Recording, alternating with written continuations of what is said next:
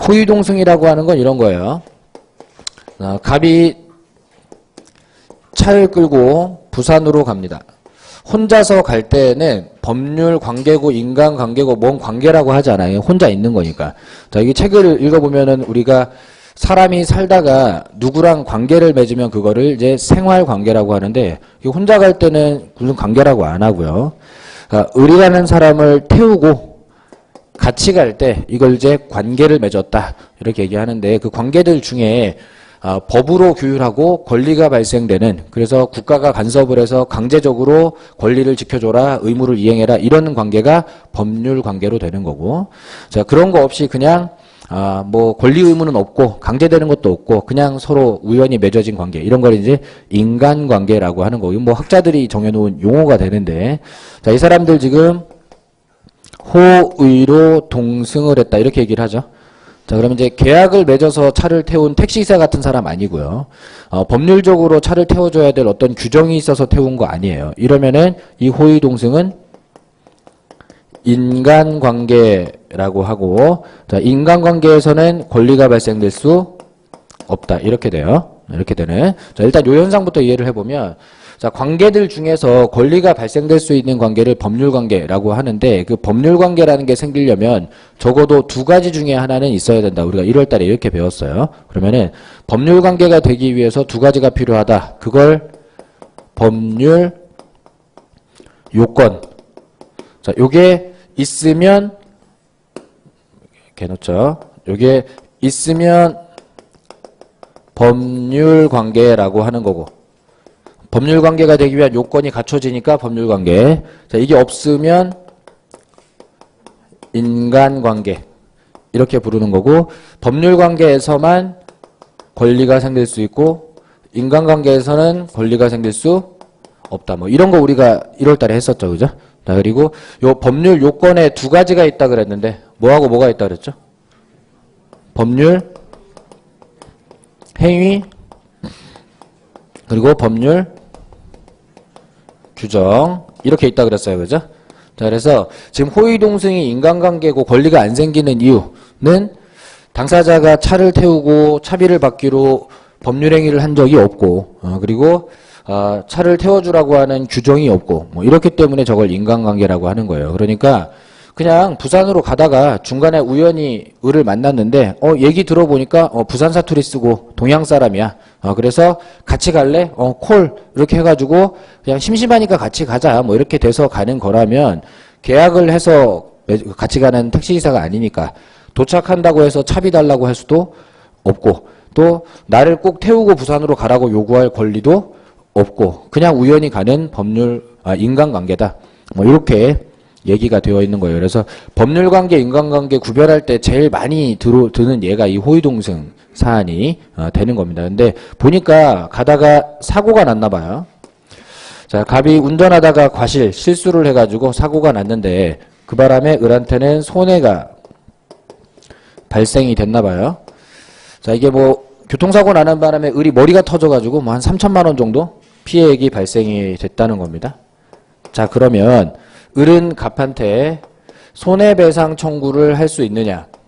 손해배상 청구권? 자, 이런 권리가 생기느냐? 이거 치료비 받아야 됩니까? 안 받아도 됩니까? 받아야 되겠죠. 자, 여러분이 누구 차 타고 가다가 사고 나서 머리 깨지면 그냥 웃으면서 괜찮아, 이럴 수는 없는 거예요. 치료비 당연히 받아야 되는데, 자, 권리가 생겨나려면 반드시 뭐가 있어야 된다?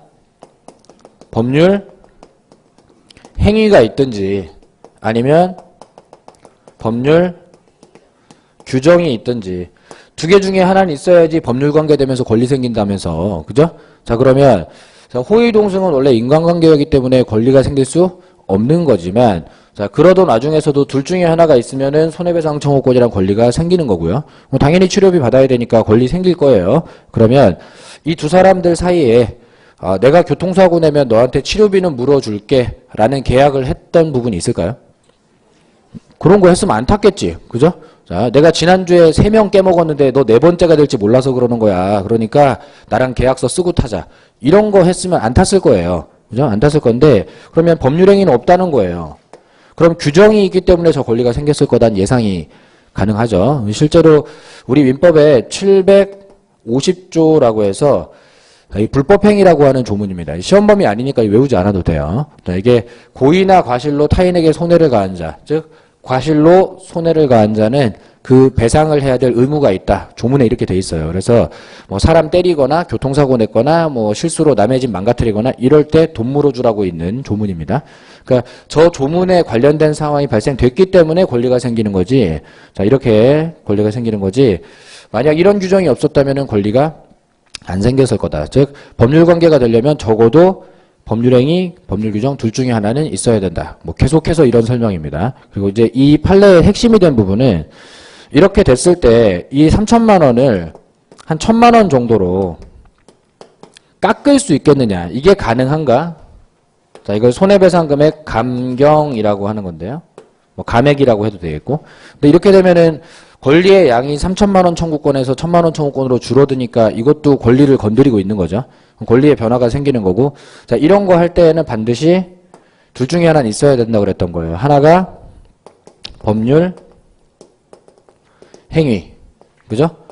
권리에 영향을 주려면 법률 행위 또는 뭐가 있어야 된다? 법률 규정. 계속해서 그 설명입니다. 자, 이렇게 돼야 된다는 거예요.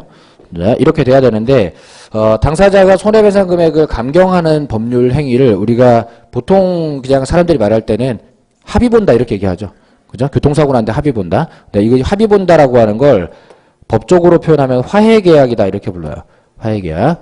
자, 이 화해계약, 즉 치료비 3천만 원 나왔는데 1,000만 원만 받고 그냥 없던 일로 해줄게라고 합의를 보면 화해를 하면 그러면 감경이 가능해요. 화해계약 맺으면 감경이 가능합니다. 그럼 뭐 서로 간에 합의가 됐으니까 이건 가능하겠네요. 자, 권리 건드릴 수 있겠고. 자, 규정이 있으면 또 감경이 가능하겠죠. 자, 합의가 안 되더라도 규정이 있으면 감액이 가능해요. 이게 아까 우리가 형광펜 처리했던 신의칙이라고 하는 겁니다. 신의칙. 신의칙은 우리 민법 제2조에 해당하는 거고요. 요거 이제 입문 강의 때 제가 한번 써드리기도 했었고, 뭐 시험 범위가 아니라서 제가 매번 이렇게 우리가 하진 않고 있습니다만, 우리 민법의 기본 정신으로 권리의 행사와 의무의 이행은 신의에 쫓아 성실히 하여야 된다. 그리고 권리는 남용하지 못한다. 이렇게 생긴 조문인데, 자, 이게 지금 아까 판례에 보니까 동승을 하게 된 경위, 사고 경위, 그 재반 사정들을 종합적으로 고려해 봤을 때 3천만 원을 다 달라고 하는 게 적당하지 않다 할 정도로, 권리 남용이다 할 정도로 하는 상황이 벌어졌다면 이 조문을 근거로, 신의칙을 근거로 해서는 감경이 가능하다. 아까 그렇게 돼 있었죠. 그죠? 뭐 예를 들어, 자, 갑은 그냥 부산으로 다이렉트로 갈 생각이었는데, 근데 을이 중간에 이모 집에 들린다고 대구에 내려달라고 그러는 바람에 대구 쪽 톨게이트로 빠지다가 사고가 났다면, 그게 뭐 을의 잘못도 갑의 잘못도 아니지만은, 어쨌건 글로 안 빠졌으면 사고 안 났을 거 아니에요. 그렇다면은, 배상 금액을 3천만 원 다 달라고 하는 건 을이 자기 욕심만 내는 것 같다는 거죠. 그렇기 때문에 그럴 때는 판사가 알아서 적당히 깎아 버릴 수도 있다. 자, 이런 건데, 슬래시 끊고 뒤로 밑줄 쳤던 부분에 호의 동승을 이유로 해서 배상의 감경이 된다 그래요? 안 된다 그래요? 된다 그래요? 안 된다 그래요? 안 된다 그래요. 왜 안 된다 그러는 거예요? 왜 안 된다 그러는 거예요? 자, 원리상 이런 거예요. 법률행위가 있거나 법률 규정이 있으면 깎을 수도 있다. 하지만 둘 다 없는 호의동승이라는 거, 이거 분명히 인간관계라서 권리를 건드릴 수 없다 그랬던 건데, 그러면은 자, 법률 요건이 전혀 준비되어 있지 않는 단지 호의동승이라는 이유만으로는 권리에 영향을 줄 수가 전혀 없기 때문에 손해배상 금액을 감경할 수가 없다. 자, 이렇게 된 거예요. 그러니까 깎으려면은 행위가 있든지 화해계약, 규정이 있든지 신의칙을 근거로 이렇게 깎아야지, 이거를 호의동승을 이유로 감경이 되지는 않는다. 판례가 이렇게 얘기했던 거예요. 그러니까 항상 권리의 변화를 주려면 뭐가 필요하다? 법률 요건 필요하다. 행위 또는 규정 필요하다. 이거. 자, 요 설명입니다. 이 단원이 얘기하고자 하는 게 이게 다예요. 이게 다예요. 그러니까 요것만 이해가 되면 돼요. 그 시험에서 문제를 풀 때, 자, 손해배상 금액, 호의동승 사고에서 손해배상 금액 감경이 가능하다, 불가능하다, 이거 외우는 게 중요한 거냐. 아니면 문제를 푸는 사람 입장에서는 감경이 되는 것도 있고 안 되는 것도 있고 이러면 된다로 외워도 문제고 안 된다로 외워도 문제잖아요. 그러니까 그렇게 하면 안 된다고. 그러면 우리가 형광펜을 어디다 찍어놨다? 신의칙을 근거로 하면 감경이 된다로 풀어야 되고 호의동승을 근거로 하면 감경이 안 된다고 풀어야 되고 그죠?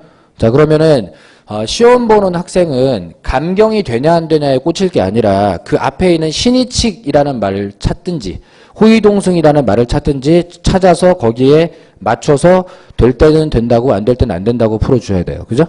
자 그런 거예요. 그러니까 공부를 여러분들이 혼자서 하다 보면은 호의동성 판례를 읽었더라도 그래서 감경이 된다는 거야 안 된다는 거야. 그리고 시험장에 가서 문제집 만났을 때 호의동성 그거 뭐 부상가다 사고 나면 치료비 물어주고 깎기도 하고 그러던데 이런 추상적인 기억만 나면 답은 맞출 수가 없어요. 결국은 결론이 두 개니까요. 그죠? 그러니까 출제자가 어떤 의도를 가지고 내느냐에 따라 규정이 필요하다는 의도를 가졌다면은 이걸 내겠죠. 그죠? 신의칙을 근거로. 근데 법률 관계와 인간관계의 차이점에 어떤 포커스를 맞춰서 출제하려고 했다면 이걸 내겠죠. 호의동승이 법률 관계가 아니라는 걸 중심을 두고. 그죠? 그럼 뭐 출제자가 지 마음대로 할 건데 그럼 우리는 두 개 문장을 구별하는 포인트가 여기라는 걸 알고 있어야 된다. 여기라는 걸. 그리고 왜 판례가 이런 소리 하는지를 이해를 하고 있다면 그러면 이거지 사실 외우는 부담 좀 줄어들 거란 말이에요.